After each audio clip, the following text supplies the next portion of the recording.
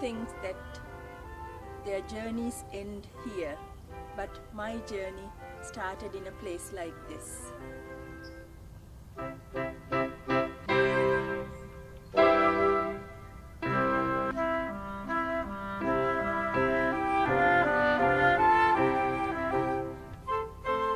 was born in Sri Lanka when it was called Ceylon, and my birth town was Moratuwa. And my home was very close to the railway line, so every time I hear railways going, I think of my home.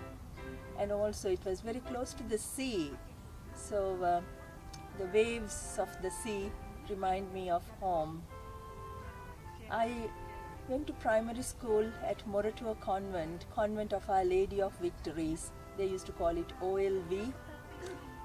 And I did my primary school up to my O-level there, and then went to Holy Family Convent in Bambalapitiya, where I did my advanced level.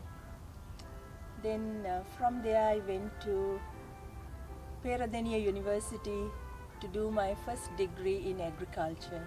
In 1965 I entered the University of Ceylon, Perera, to do my first degree in agriculture.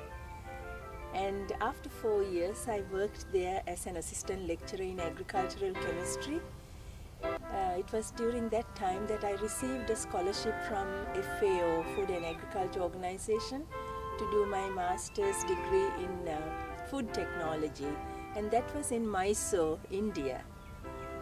And 2 years in India, they were very memorable years.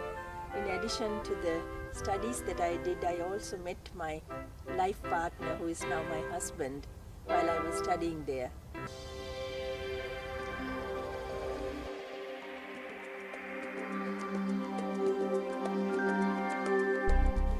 Yeah, after finishing our master's degrees in India, I got a scholarship to go to the United States. So I selected Oregon State University, where I did my PhD in food and nutrition. Conrad went to work in Mozambique, and he joined me at Oregon State, and he also did his PhD in food science and technology. And we were married in Corvallis, Oregon in 1973. From there, after completing our degrees in 1977, we went to Brazil to do our first job after doctoral degrees, and that was at a university at the State University of Londrina, Paraná, Brazil. And I was 6 months pregnant when I left the United States to go to Brazil, and our son was born 3 months later in a country which was very new to us, and I couldn't speak the language, which was Portuguese. And gradually we got involved in the culture and the language and also the way of life in Brazil.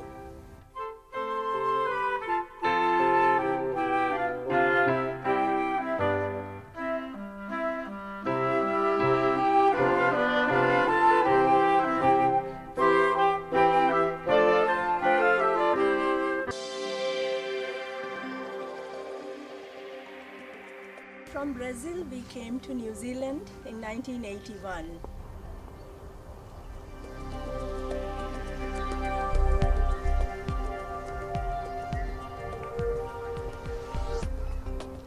Our first home in New Zealand was in Masterton. And after about 5 years, we came to Auckland and settled down here until the year 2000.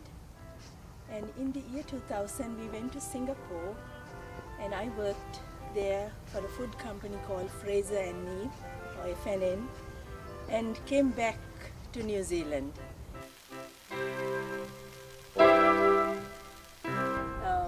I came back in 2004 and lived in Palmerston North, working for Crop and Food Research. From there, came to Auckland in 2007, and we've been here. And this is 2010, and in August I will be going to Tanzania to do a project sponsored by the Volunteer Service Abroad of New Zealand. Auntie Gertie Viracorn was a very special person to Anne Perera.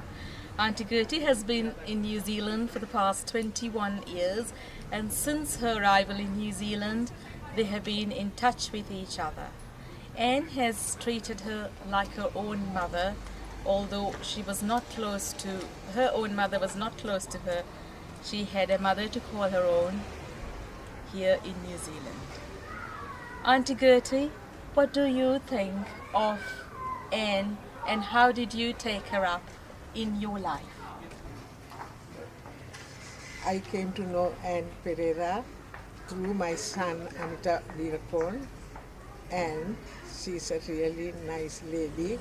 And she used to come and, after that, she used to come and see me and have a cup of tea sometimes in Parnell.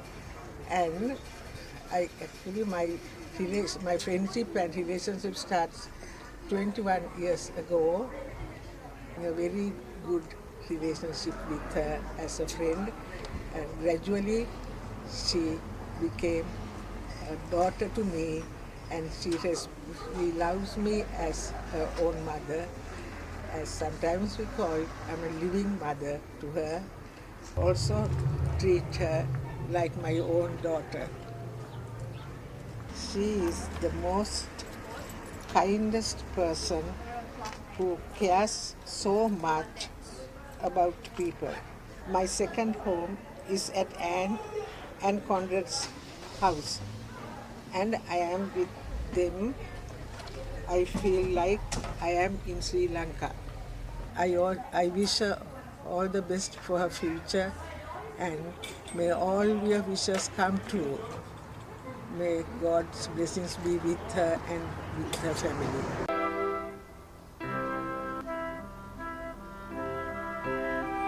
I'm Lilian Gnanasundaram. I am in New Zealand for the last 40 years, and I came to know Anne because her husband was working in the DSIR, and my daughter happened to be working there as a scientist, and she introduced me to Anne and Conrad. Anne, I must say, is a unique character in the sense that once you meet her, you form a friendship.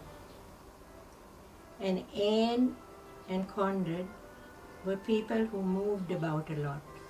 They went to different parts of the world to work, and so you couldn't keep in touch with them all the time. But whenever we met, the friendship was renewed and prolonged. And it was only when Anne came to live in Waikato Place that we were able to meet very often. And Anne was introduced to the same Bible study that I belonged, and I used to meet Anne every Tuesday. And everybody in that Bible study were thrilled to have Anne because we enjoyed her wisdom and understanding, and whatever she shared with us was just wonderful. And whenever we met on special occasions, Anne had the knack of bringing her camera, and tick she went on, and the next time she used to bring beautiful booklets of all the photographs and memories of that happy day. I was given Anne's book as I offered to edit her book, and she gave the book to me with a red pen, and I started reading the book.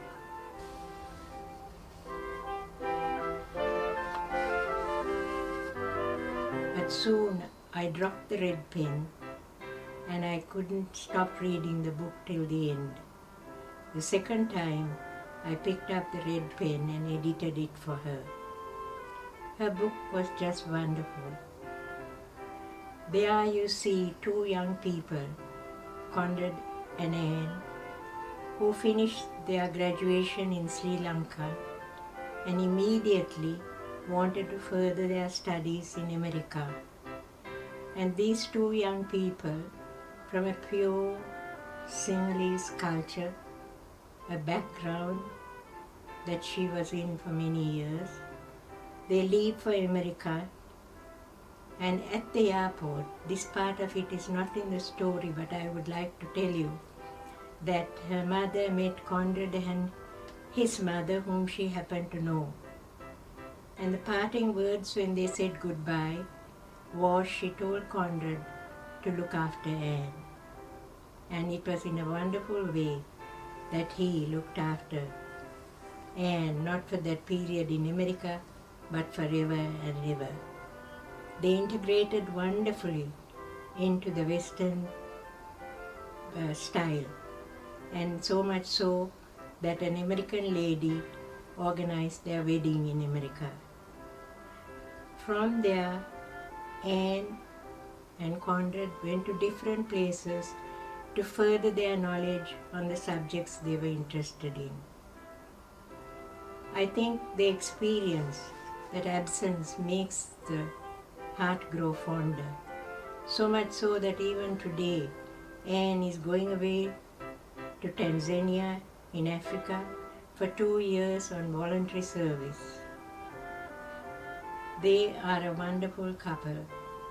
Anne has this special talent given to her where her friendship never breaks. And lastly, I would like to say that this book has a character in it where, with love and patience and perseverance, he was able to delete the word step and proclaim the name and be a father to the fatherless. This is a book that is suitable for all ages, and it is a true story and should be read by all. My name is Manjula Sanis Wolgampur. How I met Dr. Anne Dolores Perera was at a Christmas carol practicing event at the United Sri Lanka Association when they were organizing a Christmas carol event. At this point, when I met her, she asked me, "Which school did you go to, Manjula?" And I said, "I am a past pupil of Holy Family Convent, Bambalapiti." And on this story that we wanted to talk about yourself, I've got a question mark as to why you wanted to start this story at a cemetery, because I believe that we all start our life at a different place, but in the end we come to the cemetery. But I'm wondering as to why the cemetery at this stage. I started my life in a cemetery because my mother used to take me to the cemetery where my father was buried and tell me that this is where your father was. When you asked me that question, Anne, which school did I go to, and when I said I was a past pupil of Holy Family Convent, Bambalapiti, you said, well, I was a past pupil of Holy Family as well. At once it clicked to me, oh, we're sisters. Since then, we are sisters for the past 18 years. 18 years. And what motivated me much more was how you took over the presidentship of the United Sri Lanka Association after Amita Veerakoon, and how you motivated the rest of the community and worked along those steps as I was watching with my 3-year-old son, where you had a son who was much more older than my son, and how our families clicked together, and from then on we were sisters with families alike. After meeting and at the United Sri Lanka Association, and we had a prolonged friendship from there, she was eventually chosen as the president of the newly formed organization New Zealand Sri Lanka Foundation. She was the first president of New Zealand Sri Lanka Foundation, and although she left New Zealand after forming and serving as a leader for the Sri Lankan community, she was in Singapore. Our friendship was still the same. We never had any breaks. We always had our correspondence. It was the same. When she came back for her holidays to visit her son in New Zealand, we were always in touch. After many years of living distance apart, when Anne came back to Auckland, I was overjoyed to have my sister back with me. And yes, although she came back to Auckland, she was busy with her normal activities, community work, looking after people, helping the needy. We could not meet as much as we wanted to, but we did keep in touch with each other.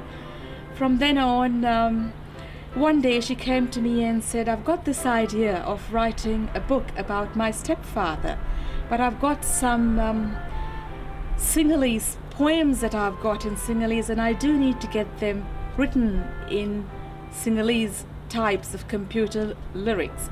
And what I thought was the best person to get this sorted would be the monks at the Sri Lanka Ramaya temple in Otahu. I walked with Anne into the temple one day, introduced the chief incumbent whom she knew before, and the other monks that are at the temple who were willing to help her in getting these typed out in computer formats. Many years ago, my stepfather wrote his life story in the form of kavi and handed it over to me as a handwritten document and told me to make it available to the next generation. It was sitting in my drawers for many, many years, and I really didn't know what to do with it. When I started writing this book as a tribute to him, I thought that formed a good platform to present these kavi. And I wanted to get them typed by someone, and Manjula suggested that I go to Lanka Ramaya in Otahu, and Venerable Chanda Vimala very graciously typed those for me, and I'm very grateful to him for that.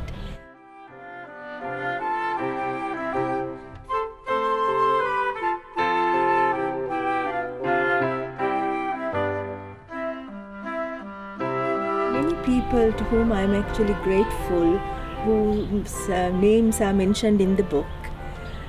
This book has given me the opportunity to share with you my story, but it's not only my story, it's for everyone, especially people with step-parents, step-children. It's an ideal book too. Talking about the next generation, it's interesting to hear that Anne's stepfather has given some kavi, Sinhalese poetry, which he wanted Anne to pass it down to the next generation. Talking about Conrad, well known as Condi amongst us, I had the opportunity of looking after him whilst the parents were away overseas for their career prospects, in having him with me as a second mother. Now that I have finished this book, I will launch this book on the 24th of July 2010. And anyone interested, there's a website, www.anneperera.co.nz.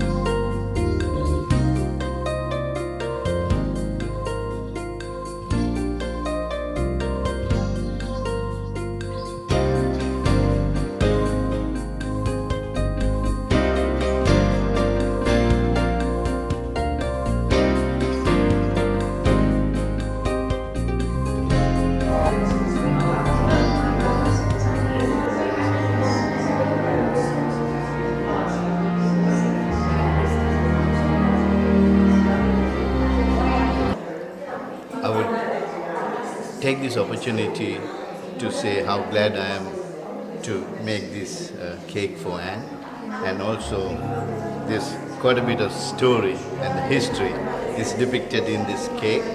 And first, when we sat down to talk about this cake, we came up with the idea. The bottom tier is the book that she has written and her life story, and also the grateful love what she had for her father. And also we thought about we'll combine 65 years of great living and a lot of good things and has done. So we created that beautiful heart, the gold heart in this second tier. And the third tier is about the travel she has done in this 25 years of her career. And she has traveled all over the world and now looking forward to going to Tanzania. So we incorporated all this together, and of course a blessing from the heavens, and so that's how this cake came about. And also we would very happily take this opportunity to wish her all the best and good luck and all the success, and also we wish her to write many more books, and thanks for sharing her lives so far with us. Thank you.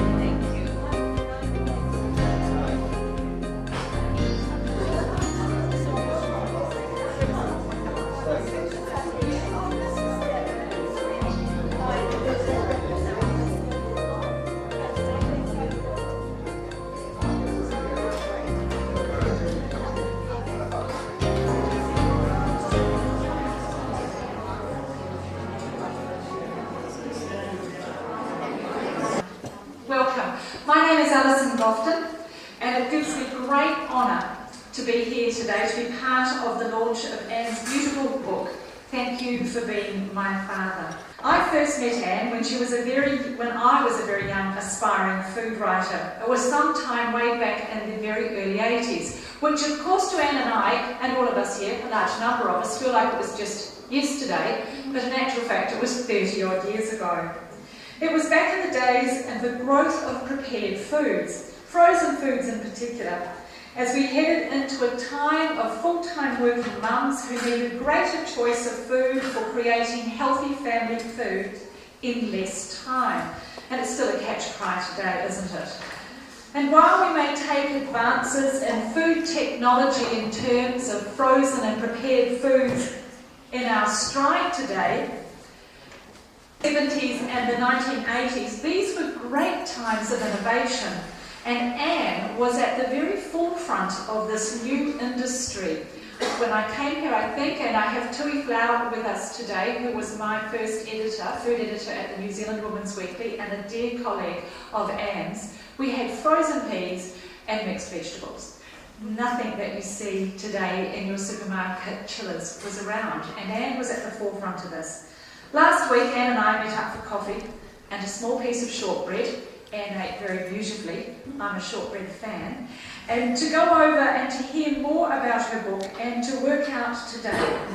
Writing any book is an enormous task. It's a big undertaking. Getting started is often the easy bit, but seeing it through to the end, believe me, that's the hard bit. As Anne chose the tiniest piece of shortbread, I watched her eyes as she spoke to me of the journey to write this book, to pay tribute to her stepfather, her mum and her dad, and all the wonderful people who have helped her in her life's journey. Anne's beauty radiates from her eyes. They smile at you. I have never known those eyes to be sad, though from reading her story, Anne's life has had its hardships, its challenges, and times of great joy too. And it was wonderful to be able to sit down with a cup of tea and read her book. Personally, I've only been to Sri Lanka twice. I feel very lucky to have been there twice. The first time was before children, which meant that we were able to do it a little more roughly. And when I told Anne that we were going, that was Warwick, my husband, our photographer Alan Gillard and myself, Anne immediately invited us to a meal at her home in Mount Albert, where she cooked us uppins and idlis for me to try, and some very classic Sri Lankan curries, which are very different to anything that we might think of as Indian. Such a generous thing to do, and both her and Conrad spoke so warmly of their home country. Of course, when you get to Sri Lanka, you can see why. It is a jewel of a country. As I read the pages of Anne's book, I was able to see Anne as a young child at Mount Lavinia. It's on the coast, it's just outside of Colombo. See the houses and the streets in my mind, and I wandered off into long thoughts of what Anne's life must have been like. Then her time as a student in the hill town of Kandy, and the long winding roads that travel through the villages, passing the roadside fruit and vegetable stalls, through spice and rubber plantations, heading towards her next challenge and next level of education.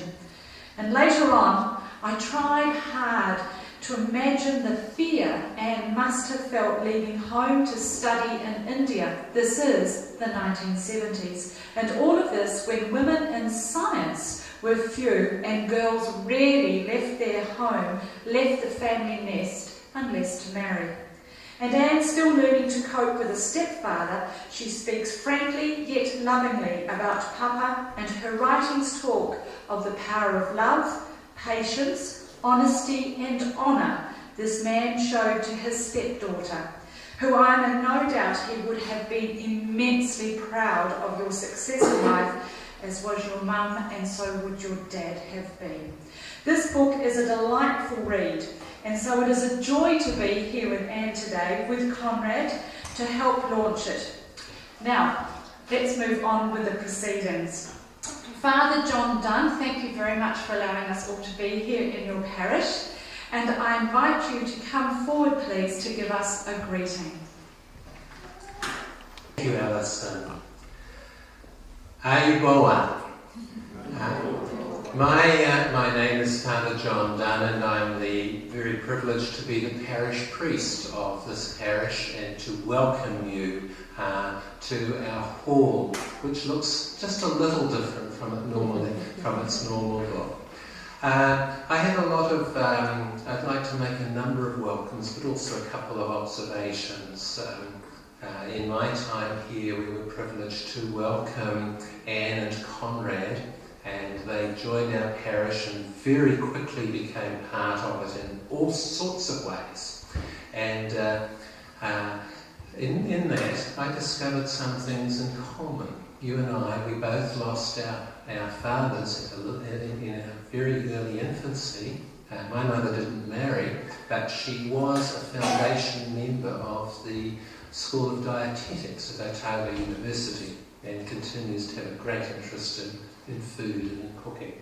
So there's a little connection there. But first of all, it's my task to offer a warm welcome. And first of all, I would like to welcome our venerable monks. You are most welcome from, if I've got the pronunciation right, the Lankaramaya Temple in Otahu. I'd like also to say welcome Alison and your husband, Warwick. Also, those who are writers and part of Anne's writing group. Can you just wave your hands? Any writers here? Look, there they are over there. There. Welcome. The Sri Lankan friends. What about where are the Sri Lankans? Look at that. Again, Ayubawan, and welcome.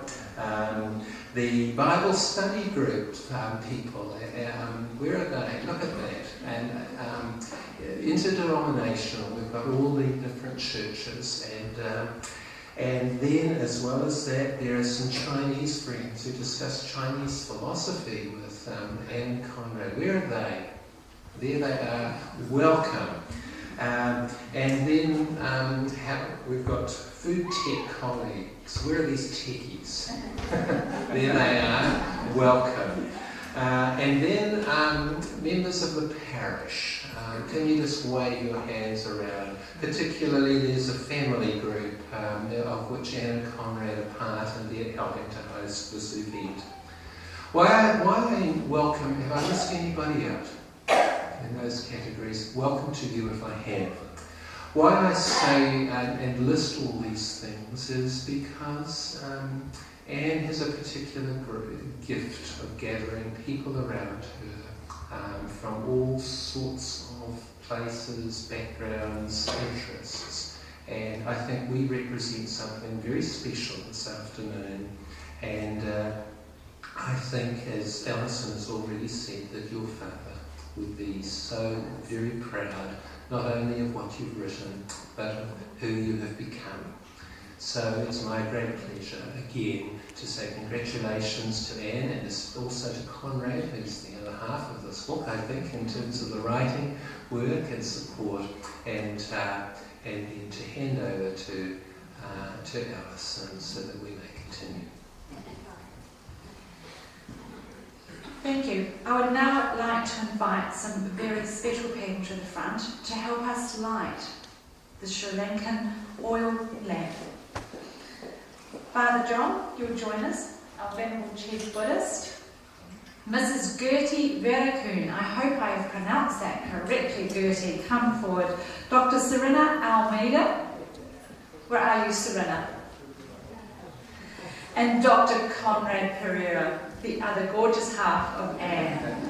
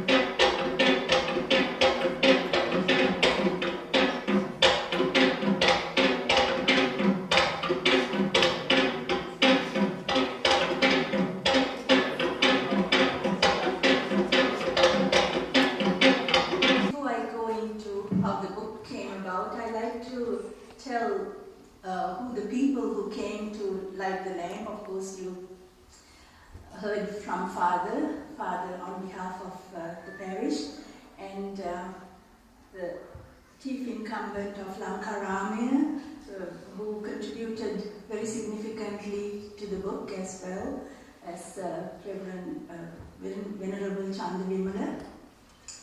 And the other very important person is somebody who has become like my mother here, and that is Auntie Gertie. And she has been a very special person in my life, and in the book, you know, there's a picture of her and a picture of my mother, and they look alike and they feel alike too, very much. And the other person, Serena, is the one who knows me for the longest period of time. We started school in the same primary school, and not only that, our mothers were classmates too. So Serena has known me for a long, long time. We studied in the same primary school, then the same secondary school. She went on to do medicine and I did agriculture. Here we met again and we have become so close as old family and Moratua convent girls. And the final one, of course, is my husband, who's really helped me along this journey. Yeah, Alison was right. When I shared about the book, you know, I told her that I might cry when I have to talk about this. This book was written to say thank you to many people.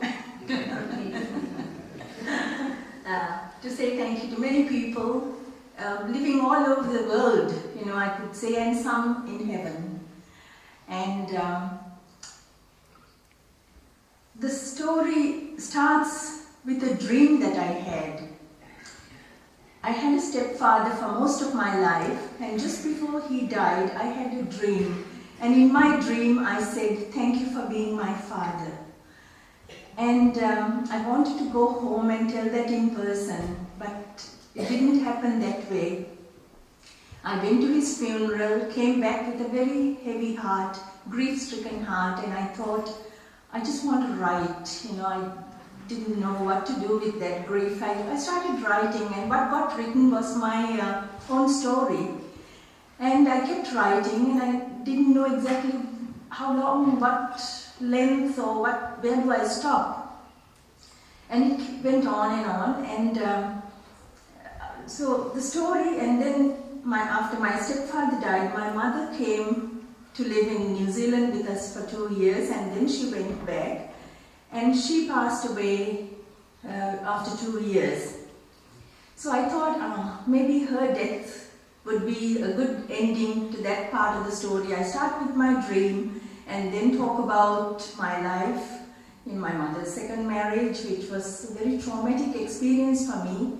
My own father died when I was 6 months old, and my mother remarried when I was 12. So that was like a major traumatic experience for me, because I thought all I could think of was somebody taking my mother away from me, and I couldn't think beyond. It took me a long time, gradually, for my eyes to be open, and I thank God for opening my eyes to see the benefit of having that stepfather, the father figure, and in so much so that able to say thank you for being my father without the word stepfather.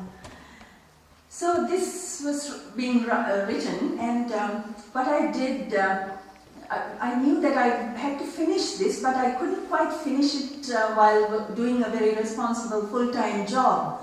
And 2 years ago, right around this time, I announced my retirement. And I didn't tell them I want to retire on such and such a day, but I said I want to announce my retirement to the company that I was working for at that time. It was Fresh Direct. And then when I finally decided, when the date was decided, I thought the first place I want to go was to Sri Lanka and spend an extended period of time. I thought that will help me to complete the book. And I went there and there were so many little children who were like grandnieces and grandnephews. They took over my time, and when somebody, one of them asked, what do you do in New Zealand? I just said, I work for food companies and I write books. This was referring to the books, 2 books that I had written earlier, Nutrition 2000 and Hot Potatoes and Cool Bananas. They are both foodie books. And so one of these little boys said, oh, can you write a book on superheroes? After saying I write books, I couldn't say no to this little fellow. And I said, of course. And I then tried to write something about him, making him a superhero brother for his little premature little baby brother.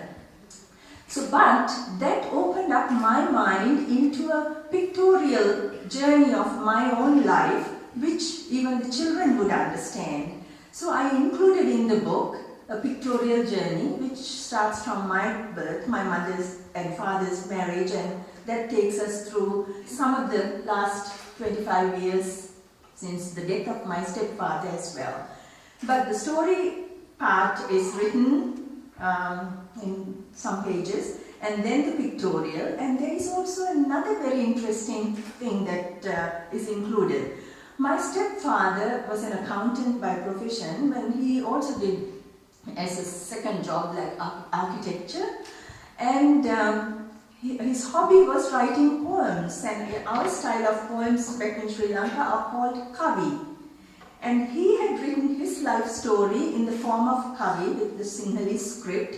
You will see in the book some scripts like that, and also there's a towel there with the same script. And he gave it to me and he said, make this available to the next generation. Now it was sitting in my drawers in different countries that I have traveled to, and finally it came here, and I thought this book provides a good platform for me to include that as well. And I didn't know how to put it into the typed version of this Sinhalese script.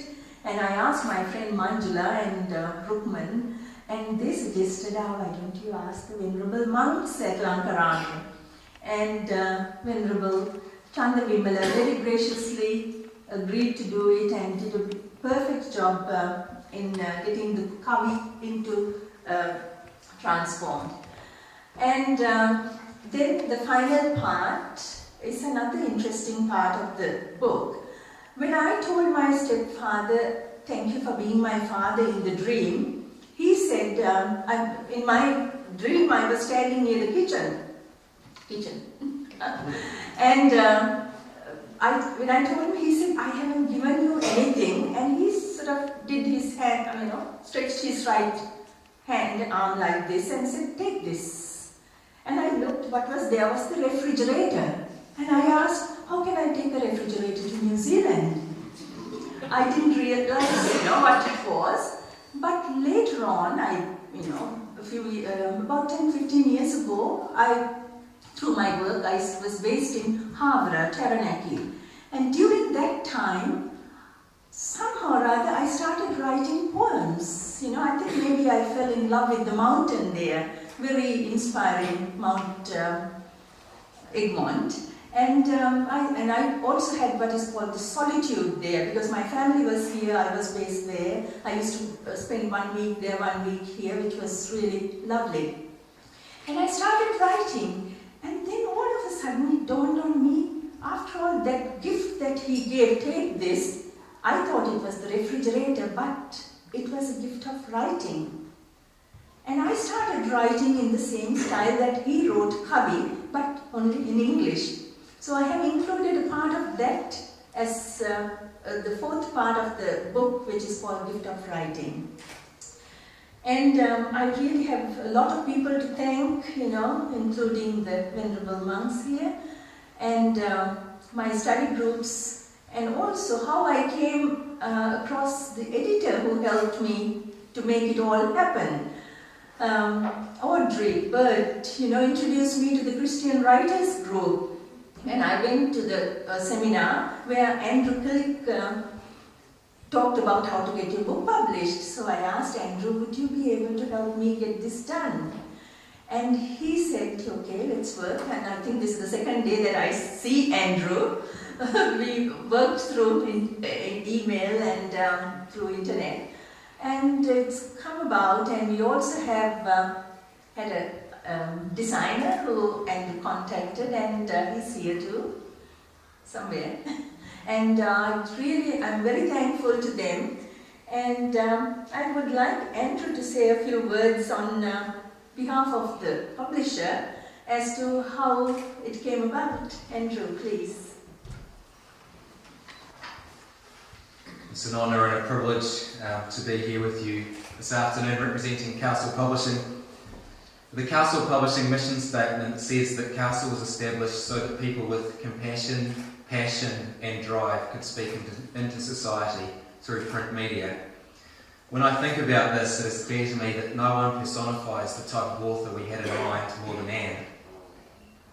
I first met Anne last year when I was a guest speaker at the New Zealand Christian Writers Guild. Anne approached me during the day to tell me about a project that she'd been working on for about 25 years. Immediately it was clear that this softly spoken lady had something special about her. Let's talk for a moment about her project. She has published this book to pay tribute to her stepfather, and the end product in itself does that admirably.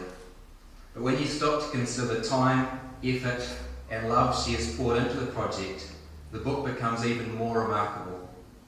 It is a testament not only to Anne's stepfather, but also to Anne's love and dedication. As I mentioned, it is 25 years since Anne was first inspired to write this book, and she has carried it in her heart all that time. When Anne handed the work over to me to be turned into a book, it was a formidable piece of work, a poetically written story about growing up in Ceylon, about a woman who was determined to achieve her dreams and live an utterly fulfilling life, and about the people who helped her get to where she is today. The manuscript was accompanied by over 300 images. Anne asked me to edit the text for her, and I was immediately absorbed into the work. These kinds of books, where the author has written directly from the heart, are the type that I love to work on. I think everyone involved in the project, Jeff Tibbett, the designer, Jeff Hagan, the print production manager, and myself, felt that this was a different kind of book, and that Anne was a remarkable person. We are extremely proud of how the book has turned out, but we also feel privileged to have worked with Anne. I hope that when you read Thank You for Being My Father, you'll be able to catch a glimpse of the heart behind Anne's story and be inspired to follow through with the passionate and compassionate projects that you've dreamed of doing. That drive within Anne is clearly not ready to rest, and we know that as she heads off on her next big adventure to Africa, the love that she has will continue to impact people wherever she goes. On behalf of Castle Publishing and the production team, congratulations, Anne, for completing this excellent project and for paying tribute to your stepfather in this way and for being the inspirational person that you are.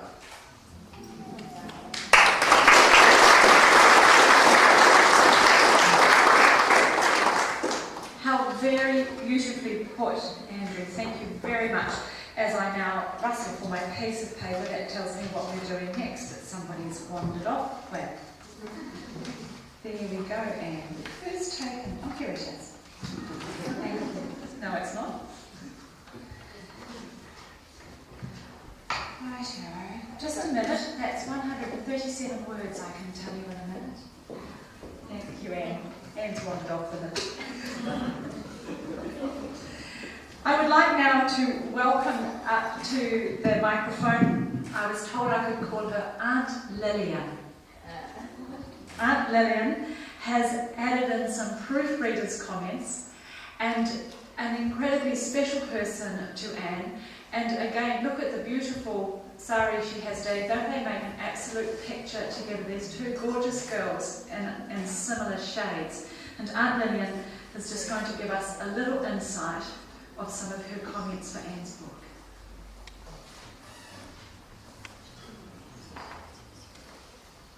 Welcome.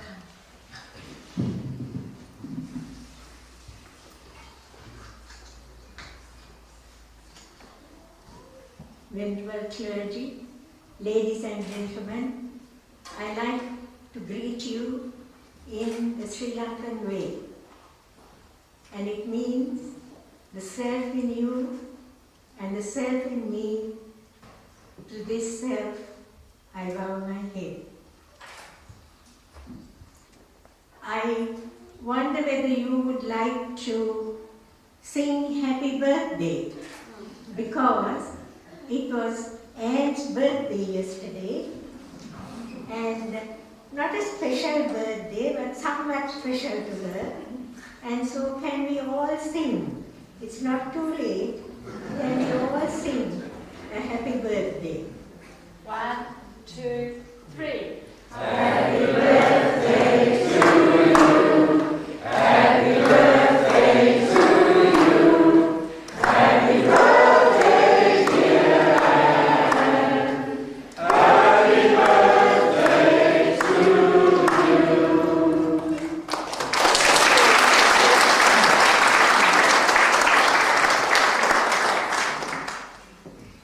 My cake specialist friend, I would like you to have a look at this cake. There are 3 themes, and he asked me whether I would like to have the cake. I'll save it for the last. Let Auntie Lillian. Yeah. I met Anne almost as soon as she came to New Zealand, and Anne has a wonderful way of connecting with people immediately she meets them. Then for some time she doesn't see them, but when she meets them again, she just continues that friendship from the time she met. And so Anne has lots and lots of friends. And since Anne came to live in Waikato Place, I have seen her quite a number of times. And lots of friends who are her neighbors would say how much Anne has given to us during the time she came to Waikato Place. When Anne joined our Bible study, which we have at Audrey Bird's house every Tuesday, one day she held a letter in her hand and she said, I'm going to give this letter to my boss because I'm going to retire. Well, we all looked at each other in surprise. Why does she want to retire? She's young. She hasn't a burden of her son and her husband on her. She's quite a healthy lady. Why on earth does she want to retire? But she just told us that she has lots of things to do.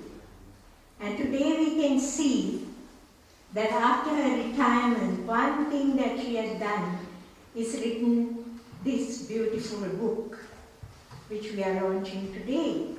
And also in the near future, she has planned through the Voluntary Association of New Zealand to go to Tanzania for 2 years to help the people of Tanzania in agriculture and food technology. I mean, she's going for 2 years. She's leaving her comfort zone, leaving her husband and her son for 2 years just to work with the people of Tanzania. It's real sacrificial love. She's leaving her comfort zone to go and help the people. And that is Anne. She always wants to give. And now we see why she retired so early. Now the next thing comes the book. Anne came to me with a red pen and the book, and she said, will you, Auntie Lillian, please edit this book for me? I said, all right. And I picked up the red pen, opened the book and started reading it. But when I read the familiar names of people, the familiar names of places, I got quite homesick. I dropped the pen and read the book to the very end. And the second time I picked up the pen and edited the book for her. And within the pages of this book, you find the script, You find a number of photographs, and at the end of the book it's thrilling, fascinating to see the Sinhalese script in it. And in that script are what Anne calls Sinhalese kavis.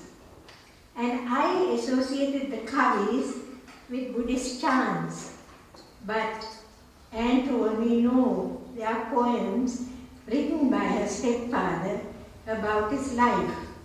So I think it will be very interesting if we can get someone to translate it into English so that we'll know the chief character in this book in a better way.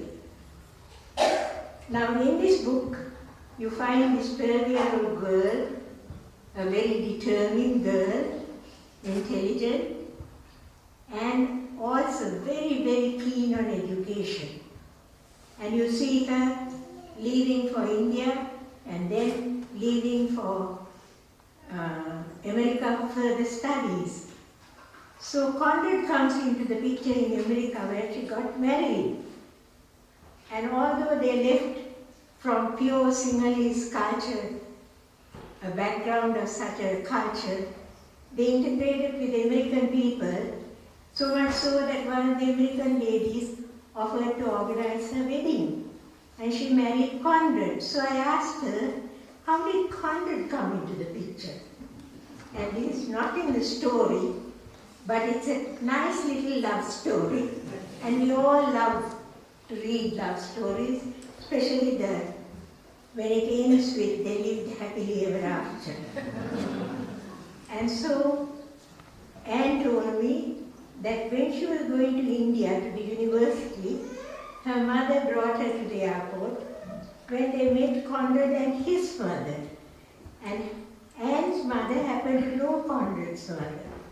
And while they were speaking and Conrad and the rest said goodbye, the mother couldn't help but tell Conrad, look after my daughter, because they were going to the same universities. And that's how she married.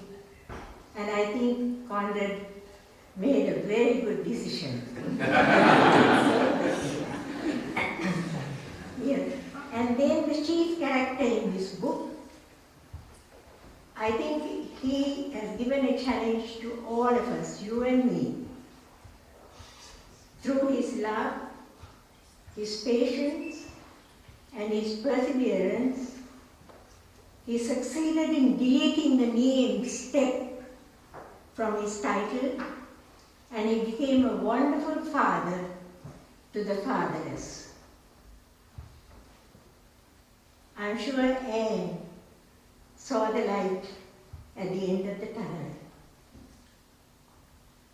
And so, dear friends, this is a true story, a story fit for the young and the old. Go for it.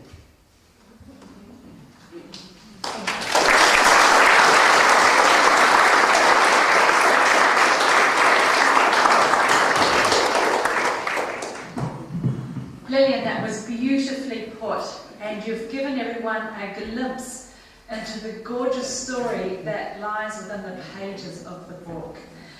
I would like now for you to meet the other gorgeous half of Anne, Dr. Conrad Perera, who will come to us to give us a vote of thanks. Do you notice that Anne placed him at a very important part at the end and the farewell? You were going back. Thank you. Thank you.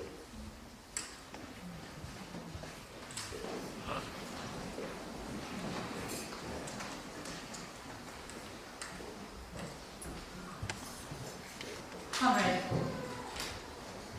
Thank you very much, Alison. Alison, you have given me a very difficult task. I'd love to say thank you to everyone, but knowing Anne, and those of you who know Anne, you know how quickly she makes acquaintances and networking and all that. And so half the people that she knows, I don't know. So I'm afraid I might leave out some of the people that I need to say thank you. But if I do, just like Father John said, please accept my apologies. So first I would say I'd like to thank Father John Dunn, our parish priest. Where is he? And he's supposed to be actually in Melbourne, but he did make the time to be present here this afternoon. I know Anne will appreciate that very much, so do I. Thank you very much, Father John. And also to the venerable monks who were here. We were very thankful to them for coming, and also for helping Anne to type those Sinhalese scripts in that book. And I'd like to thank the Tuesday morning women's prayer group that Anne adores so much, and she got a lot of love, support, inspiration, and encouragement from them. So thank you very much for being there for her. And I know that when she was working full time, she somehow tried to make time during that time Tuesday morning to attend those meetings. Then I'd like to thank the Thursday evening Bible study group that we all attend, and we look forward to that. It's such an inspiration to see some of them here, and for your love and support and inspiration, we're very, very thankful. I also like to thank our Wednesday evening philosophy group that our very good friend and neighbor Johnson leads. Johnson, Jessica, and Claire, and all. So thank you very much for your presence here. And Jessica, I must add, always cooks a very nice meal when we go there, and we look forward to that. I'd like to also thank the St. Ignatius Church Passionist Family Group. When we came here, we were fairly new to, because we used to live in Mount Albert for a long time, and then we went away and came back here. It was actually a new experience, but we were accepted immediately, and we were part of their family. So thank you very much for accepting us like that, and we feel so grateful and so humbled by your kindness. I also like to thank the St. Mary's Parish Family Group. We still, even though we left Mount Albert, they still keep us in their books. So sometimes, when we have every month we have some sort of a function or the other, and sometimes they clash. So we have to decide, which one we choose. But anyway, thank you very much for some of them are here as well. I'd like to thank our Sri Lankan friends, and Sarath, Ranjini Manjula, and Manori, Menaka, and Asanka, and so many other people who came this morning and last night to decorate this place. And you see this hall has been transformed. It gives a touch of Sri Lanka and the atmosphere they try to create. Thank you very much for your help and support and friendship. We appreciate that very much. And I'd like to thank the editor of the book, Andrew Kelly, and the designer of the cover page, Jeff Talbot, and all the people who did the website and so on, promotional material and so on. Thank you very much for your help and input into this project. I'd like to thank all the people who helped Anne to edit or to proofread, and Auntie Lillian just mentioned a while ago. A very special thank to you, Auntie Lillian, for doing that, and also David Burt, our friend, person who is leading the Thursday evening prayer group, Joe Cully, and also Andrew's mother, Mrs. Kellick, for doing that. And also I must say a special thank you to Carl and Yasmin from our church, who were there for us any time of the day. We used to come here in the night, sometimes weekends, and they were very obliged to open this place and show us around and do everything. And also, these posters were done by Carl. Thank you very much for all that. And I want to thank the members of the New Zealand Guild of Food Writers, the New Zealand Society of Authors, Christian Writers Guild, and all the other people who have played a part in this presentation. And also all the Sri Lankans, New Zealand, and our international friends who are here this afternoon. And finally, I want to thank Alison for agreeing to, she's actually a celebrity, and everybody recognizes her, so graciously accepting to be the Master of Ceremonies. And last but not least, I want to thank all of you for coming and gracing this occasion. Thank you very much, and sharing a part of our journey with us. Thank you very much.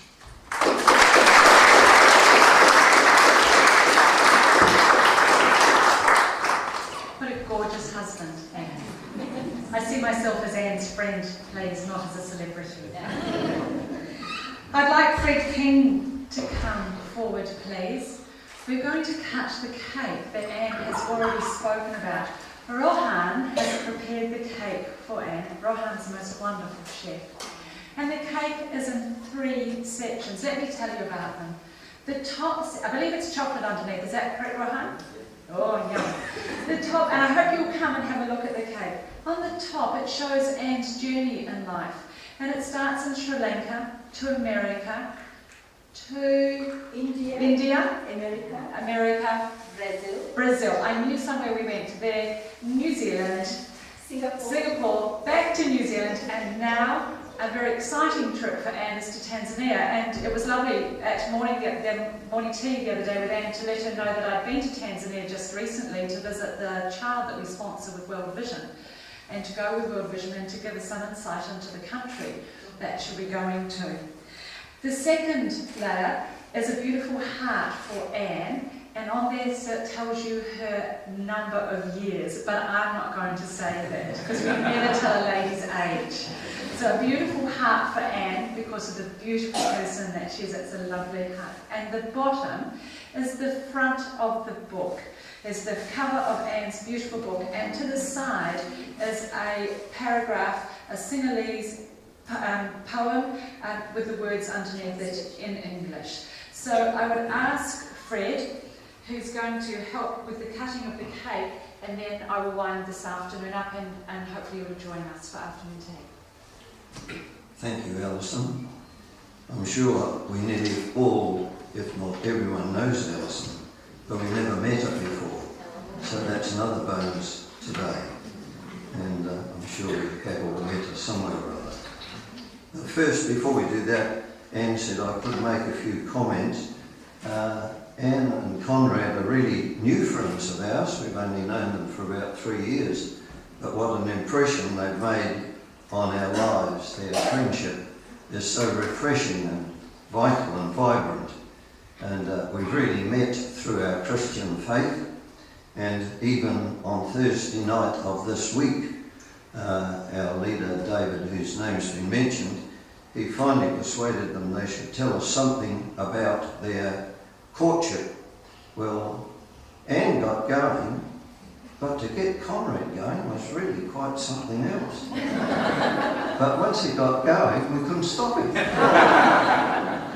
And yes, and of course, our common ground has been studying the Bible, and that has been wonderful. As for the book, now I hope you've all, I'm not supposed to be advertising it, but you can't help yourself. I hope you've all got your $30, and preferably don't start reading it tonight, because you won't go to bed tonight. Once you start the book, you just can't put it down. Of course, if you're an ignorant Kiwi, you can put it down, because you come to the Sri Lankan part and you don't know what it's about, so you can go to bed. But for you dear people who understand the language, it's a night out in your lounge. But I'm sure there won't be enough books here tonight, if that's all right. But More, you reckon? Okay. And of course the professional world, I've enjoyed talking to Conrad regularly about that.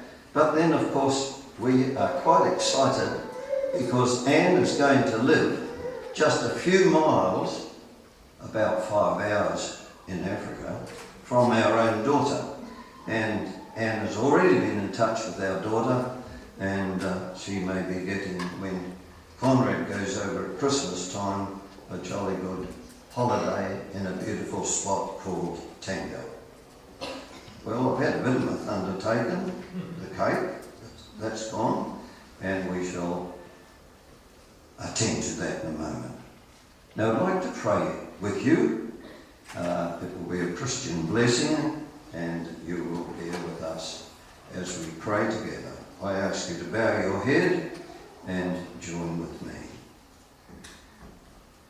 O God our Father, we come today thanking you for this occasion, and particularly to ask your blessing on Anne and this very special book. We ask you to bless this book with its message as it goes out in love, especially to those who carry a load of anger, people who carry non-acceptance, those who live with scarred consciences, and we thank you for Anne's honesty in telling us the story. Bless and extend its message of love and forgiveness as it crosses oceans and continents, especially the lands that Anne and Conrad have visited and worked in. And bless and protect and use our dear Anne with her talents mixed with love as she travels to Tanzania. Take her offering of personal sacrifice and use it to bless, help and encourage many, many people where she will labour. Bless dear Conrad as he continues in his profession and work here. O God, we give this book and its ministry to you. Take it and use it to bless people. And God, we as a group of friends give Anne to you for the ministry you have called her to. And we gladly take the blessing of Moses to your people to be our prayer for Anne. The Lord bless you, Anne, and keep you. The Lord make his face shine upon you and be gracious to you. The Lord turn his face towards you and give you peace. This prayer with our request we bring to you, O God, through Jesus Christ our Lord. Amen. Well, I did have Anne before the blessing of the refreshments to talk about the cake and the birthday. I'm in trouble. That's okay, get away with that. But you're not allowed to talk about a lady's age, but I think she starts to gather our tax payments as of yesterday. Work that out in your spare time. Congratulations, Anne. Wonderful. You'll catch up with her fairly soon. You didn't tell about the gold card. Oh, the gold card. I've already gone in bus, train and ferry.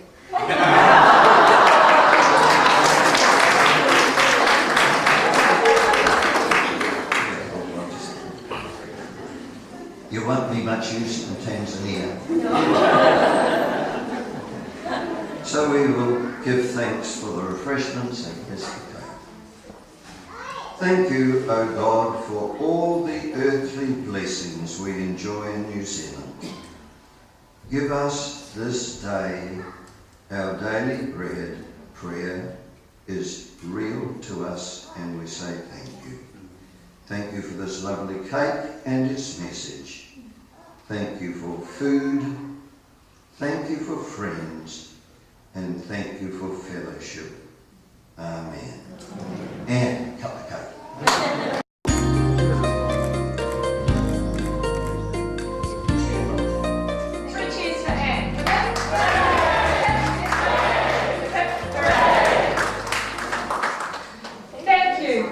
everyone, and did you speak? You said, oh, no, it's not worth writing about. And when you read Anne's book, you will think again.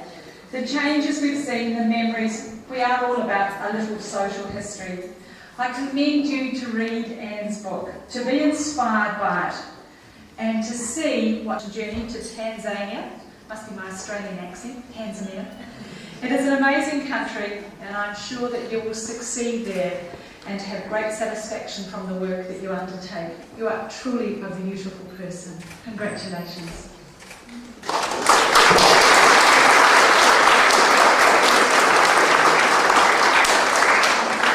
Thank you, Alison, and thank you to everyone who has come this afternoon. Alison and I worked on the stir-fried meals long time ago. She set the pictures and we did the market research, and I think they're still there in this supermarket. So thank you very much. And I see different people from all walks of life from my past, starting from Serena, who knew me for the longest. And I see some of my university friends too. LKPA, where are you? There. Suguna? I'm not sure whether he's here. Anyway, my Botti's friends, Lynn, and all the others who have been mentioned before. And thank you so much for coming and making this a very, very special occasion for me and for us. Thank you. Oh yeah. Now, I think there are some pages from a little booklet that I'm going to compile with some comments if you want to make some and write something, so that I can take it with me to Tanzania. When I feel homesick, I can read them and feel at home.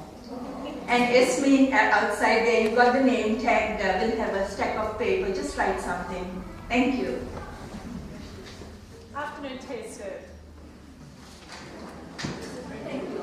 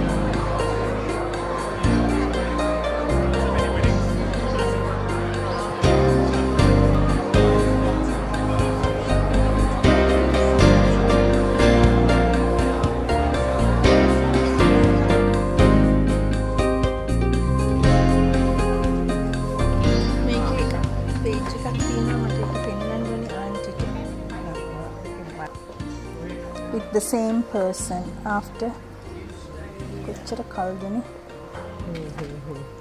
One was 1968 with my mother. This is my friend Sita. And in 2008, same Sita who visited, and it was Auntie Gertie here in this picture. Very special. Thank you so much.